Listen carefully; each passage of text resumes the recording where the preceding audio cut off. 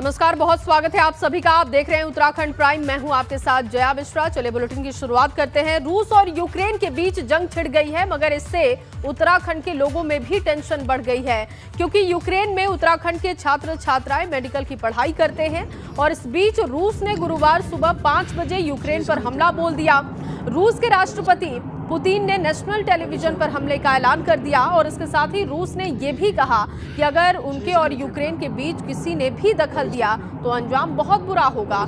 कहा यह जा रहा है कि इस बयान के फौरन बाद राजधानी कीव पर बैलिस्टिक मिसाइल अटैक हुए और कीव एयरपोर्ट को भी बंद कर दिया गया है। हमले का यूक्रेन ने भी जवाब दिया और रूस के एक फाइटर जेट को मार गिराया है। यूक्रेन में अब नो फ्लाइंग जोन घोषित है और यूक्रेन में भारत के 20,000 से ज्यादा लोग फंसे होने की आशंका है, जिन्हें वापस लाने की कवायद चल रही है। यूक्रेन ने रूस के 5 विमान गिराने का भी दावा किया है। तो यूक्रेन में इस वक्त स्थिति बहुत ही गंभीर है और इस बीच उत्तराखंड के जो छात्र छात्राएं वहां पर पढ़ाई करते हैं, उनको लेकर उनके परिजनों में टेंशन है। हालांकि सीएम पुष्कर सिंह धामी ने पीएमओ से बातचीत भी की है, उनकी संख्या को लेकर, उनकी सुरक्षा को लेकर। वहीं रूस और यूक्रेन के बीच जंग छिड़ गई है, मगर इससे उत्तराखंड के लोगों की टेंशन बढ़ गई है। यूक्रेन और रूस के बीच बढ़ते तनाव की वजह से उत्तराखंड के यूक्रेन में पढ़ाई कर रहे कई छात्र छात्राओं के परिवार चिंतित हैं और छात्रों के परिवार से बातचीत की है हमारे संवाददाता रवि कैंतुरा ने। सुनिए।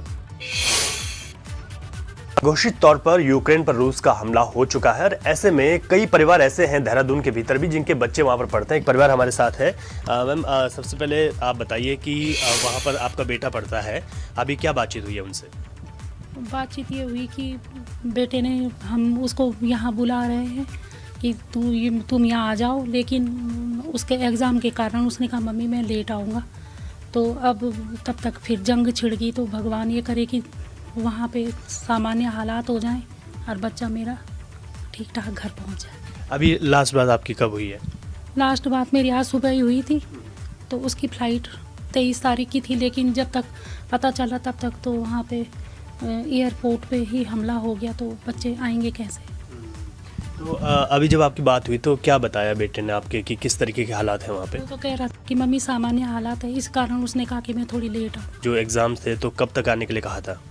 आने के लिए तो उन्होंने कहा था कि मैं 15 मार्च तक आऊँगा, लेकिन तब तक ऐसे हालात। तो अभी आपने जो बात हुई है सुबह, तो फ्लाइट कर दी है, तो अब कब आने का है? अभी तो फ्लाइट तो हमने उसकी कर दी, लेकिन जब वहाँ पे बम ब्लास्ट हो गया एयरपोर्ट में, तो अब तो बच्चा पता नहीं कब आएगा। दिक्कत तो है मेरी। वहाँ पे कुछ और लोग भी हैं उनके साथ में? उनके साथ हाँ बिहार के और वहाँ के दिल्ली के बच्चे हैं साथ में। आज मुख्यमंत्री भी बातचीत की है पीएमओ कार्यालय से, तो किस तरीके से आप लोग देख रहे हैं कि जो सहायता मिल सके सरकार की ओर से? मेरी मुख्यमंत्री जी से अपील है कि बच्चों को किसी न किसी तरह से वो इंतज़ाम करे कि हमारे बच्चे राजी खुशी घर आ जाए। ये माँ हैं और इनका बेटा जो है यूक्रेन में पढ़ता है, जिनको जल्द अभी घर वापस आना था, लेकिन कुछ एग्ज़ाम की वजह से देरी हुई है। अभी इंतज़ार है कि सब कुछ हालत सामान्य हो। सरकार से भी अपील है, उम्मीद भी है कि वो जिस तरीके से हालात वहाँ पर हो रहे हैं, जो भारतीय हैं, जो यहाँ के स्टूडेंट, खासतौर पर छात्र छात्राएँ काफ़ी संख्या में वहाँ पर पढ़ती हैं, वो जो है जल्द से जल्द वापस आएँ। अपने सहयोगी सोन परमार के साथ रवि कैंतुरा, एबीपी गंगा, देहरादून। वहीं रूस और यूक्रेन के बीच जंग छिड़ गई है और ऐसे में यूक्रेन में फंसे उत्तराखंड के नागरिकों की वापसी के लिए मुख्यमंत्री पुष्कर सिंह धामी ने प्रधानमंत्री कार्यालय से संपर्क भी किया है। सीएम ने कहा कि राज्य के एक एक नागरिक को सकुशल लाया जाएगा। देहरादून के बड़ी संख्या में छात्र छात्राएं यूक्रेन के तमाम शहरों में मेडिकल की पढ़ाई करने के लिए जाते हैं, जो कि इस वक्त वहां पर फंसा हुआ महसूस कर रहे हैं।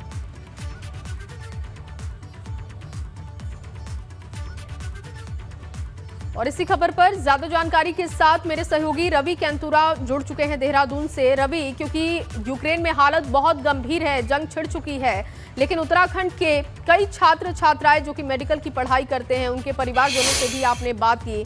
साथ ही साथ ये भी अपडेट दीजिएगा कि सरकार की तरफ से क्या बातचीत की जा रही है, क्योंकि पीएमओ कार्यालय से भी संपर्क सीएम ने किया था, उसको लेकर अपडेट क्या है?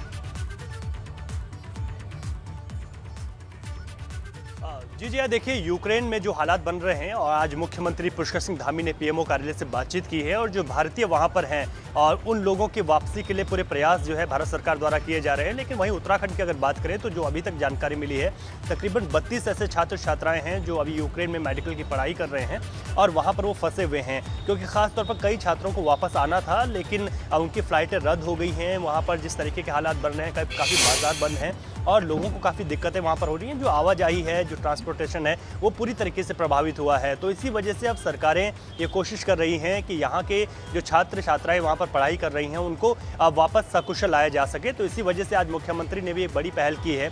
पीएमओ से उनकी बातचीत हुई है और वहाँ पर किस तरीके से आगे की जो है उनको लाने के लिए किस तरीके से आगे के कार्य किए जाने हैं उसको लेकर महत्वपूर्ण बातचीत हुई है। तमाम लोगों को भी ये आश्वस्त मुख्यमंत्री ने किया है जिनके भी बच्चे वहाँ पर पढ़ रहे हैं कि वो बिल्कुल चिंता ना करें और जल्द से जल्द उनको सकुशल उनके वतन वापस लौटाया जाएगा। तमाम परिवारों से हमारी बातचीत हुई है जहां पर अभी अपने बच्चों का इंतजार है और जिस परिवार से हमारी बातचीत हुई, जिन दर्शकों को हम अभी जिस परिवार को बता रहे थे, उनकी आज मॉर्निंग में ही अपने बच्चे के साथ बातचीत उनकी हुई है और उन्होंने कहा है कि जहां पर वो इस वक्त रह रहे हैं वहां पर कुछ हालात सामान्य हैं, क्योंकि कई जगह वहाँ पर ऐसी है जहाँ पर हालात बिगड़ गए हैं लेकिन कई जगह ऐसी जहाँ पर हालात सामान्य हैं। तो ऐसी परिस्थितियाँ अब धीरे धीरे जो बिगड़ती हुई यूक्रेन में नजर आ रही हैं उसमें बड़ा महत्वपूर्ण है कि तमाम जो लोग हैं वो वहाँ से वापस आना चाहते हैं। लेकिन आज जिस तरीके से अगर हम बात करें तो ये एयरपोर्ट पर भी वहाँ पर हमले की सूचना आई है, उसके बाद जो फ्लाइटें हैं वो रद्द हुई हैं। ये एक बड़ा वजह और बड़ा कारण बन गया है ऐसे लोगों के लिए। लेकिन कोशिशें हैं और इसमें सरकार पूरी तरीके से गंभीर है। खुद मुख्यमंत्री ने ये आश्वासन दिया है कि जितने भी 30 से 32 जो छात्र छात्राएं हैं, जो जानकारी मिल रही है, उनको सकुशल वापस लौटाने के लिए सरकार उनके परिवार के साथ है। जी जी, बहुत शुक्रिया रवि आपका तमाम जानकारी के लिए, तमाम अपडेट के लिए। और चलिए आगे बढ़ेंगे। सीएम पुष्कर सिंह धामी ने नैनीताल में गोलजीव देवता के मंदिर पहुंचकर पूजा अर्चना की है। इस मौके पर सीएम धामी ने देवता का आशीर्वाद भी लिया। सीएम धामी ने कहा कि उन्होंने गोलजीव देवता से प्रदेशवासियों की सुख समृद्धि और उन्नति की कामना की है। देखिए ये तस्वीरें आपको दिखा रहे हैं जब सीएम वहां पर पहुंचे हुए थे, पूजा अर्चना की उन्होंने। गोलजीव देवता के मंदिर पहुंचकर भगवान का आशीर्वाद लिया। प्रदेश वासियों की सुख समृद्धि की कामना सीएम ने की भगवान के दरबार में पहुंच के। और ये तस्वीरें उसी वक्त की आप देख रहे हैं जब वो पूजा अर्चना करने के लिए पहुंचे थे वहां पर। और गोलजीव देवता की शरण में सीएम धामी पहुंचे। जब उनसे पूछा गया कि क्या उन्होंने कामना की तो उन्होंने कहा कि प्रदेश में सुख समृद्धि हो, हर कोई स्वस्थ रहे, इसी कामना के साथ वो भगवान के दरबार में पहुंचे हुए थे।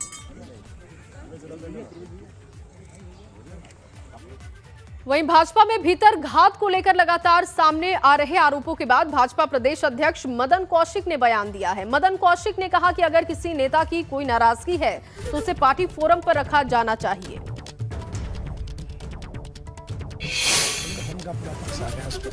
कि पार्टी फोरम पे जो भी बात होगी, चाहे वो किसी भी रूप में, उस पर सारी कुछ व्यवस्था के अंतर्गत कार्रवाई होगी। अभी होगी इसका कार्रवाई। अभी तो आरोप लगाने वाले जब भी जितने भी लोग हैं लिख के देंगे, पार्टी फोरम पे देंगे, तो फिर उसकी जांच उसी रूप में होगी। उधर चुनाव में गड़बड़ी को लेकर कांग्रेस भी हमलावर दिखाई दे रही है। हरीश रावत ने एक वीडियो जारी कर पोस्टल बैलेट में गड़बड़ी की आशंका जाहिर की, तो वहीं भाजपा इसे कांग्रेस की हार से पहले की बयानबाजी बता रही है। ये रिपोर्ट देखिए।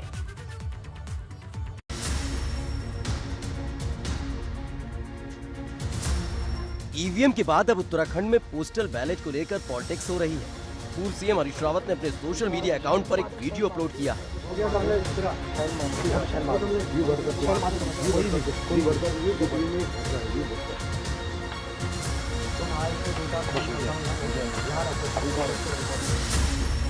इस ट्वीट में हरीश रावत लिखते हैं कि एक आर्मी सेंटर में एक ही शख्स सारे वोटों को टिक कर रहा है और यहाँ तक कि सभी लोगों के हस्ताक्षर भी वही कर रहा है। क्या इलेक्शन कमीशन इसका संज्ञान लेना चाहेगा? कांग्रेस को आशंका है कि इस वीडियो में पोस्टल बैलेट में गड़बड़ी होती नजर आ रही है। किसी आर्मी के सेंटर में एक ही व्यक्ति सारे पोस्टल बैलेट्स पर औरों के लिए भी साइन करते हुए दिखाई पड़ रहा है या फिर मोहर लगाते हुए दिखाई पड़ रहा है। ये बहुत ही चिंतनीय इशू है और इसको इलेक्शन कमीशन ने तुरंत स्वतः संज्ञान में लेना चाहिए, कॉग्निजेंस में लेना चाहिए, क्योंकि इस तरह के वीडियो से लोकतंत्र और संविधान पर बहुत बड़ा प्रश्न चिन्ह उठता है। लोगों की विश्वसनीयता खत्म होती है। उधर भाजपा का कहना है कि कांग्रेस को अब अपनी हार होती नजर आ रही है, इसलिए वो कभी ईवीएम में गड़बड़ी की बात करती है तो कभी उसे पोस्टल बैलेट में हामी नजर आती है। भारतीय जनता पार्टी एक बार फिर भारी बहुमत के साथ जीत रही है और सरकार बनाने जा रही है। जहाँ तक कांग्रेस का सवाल है तो कांग्रेस नेताओं को ये साफ अनुभव हो गया है कि उनकी पार्टी चुनाव में बुरी तरह से हारने वाली है, क्योंकि पहले उनके द्वारा इलेक्ट्रॉनिक वोटिंग मशीन पर सवाल खड़े करना और अब पोस्टल बैलेट के बारे में बवाल करना साफ दर्शाता है कि वे हताशा में हैं।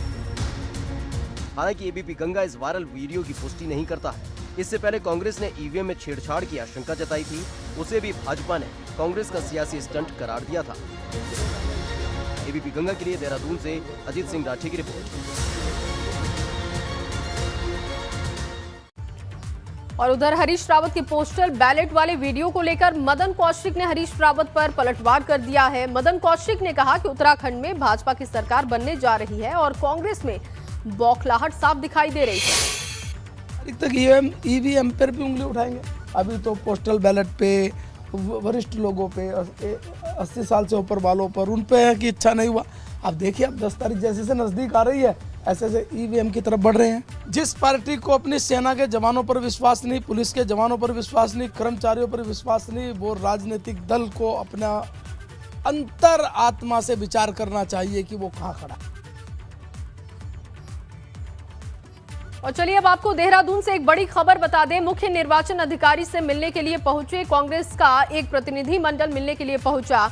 पोस्टल बैलेट को लेकर सोशल मीडिया पर वायरल वीडियो को लेकर संज्ञान लिया गया है और इसकी मांग की गई है। इसी मसले को लेकर मुलाकात हुई है।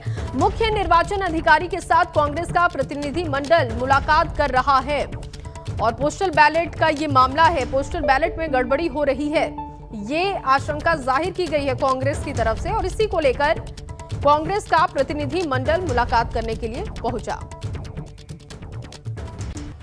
और चलिए सीधे आपको उत्तर प्रदेश के श्रावस्ती लिए चलते हैं। मुख्यमंत्री योगी आदित्यनाथ पहुंचे हैं और जनसभा को संबोधित कर रहे हैं। समाजवादी पार्टी की सरकार का कार्यकाल था तो 364 लगे हुए थे और सपा का उससे पहले का कार्यकाल जो बसपा से पहले का था उसमें जगह जगह आतंकी विस्फोट हुए थे, दर्जनों लोग मरे थे, सैकड़ों लोगों ने दंगों में अपनी जान दी थी, व्यापारियों की संपत्ति जला दी जाती थी। लेकिन भाइयों बहनों, 5 साल में प्रदेश में कहीं दंगा हुआ है क्या? श्रावस्ती से मुख्यमंत्री योगी आदित्यनाथ को आप सुन रहे थे। मुख्यमंत्री योगी आदित्यनाथ जो कि जनसभा को संबोधित कर रहे हैं। इससे पहले वो बाराबंकी में थे और अब देखिए श्रावस्ती में जनता को संबोधित करते हुए मुख्यमंत्री योगी आदित्यनाथ।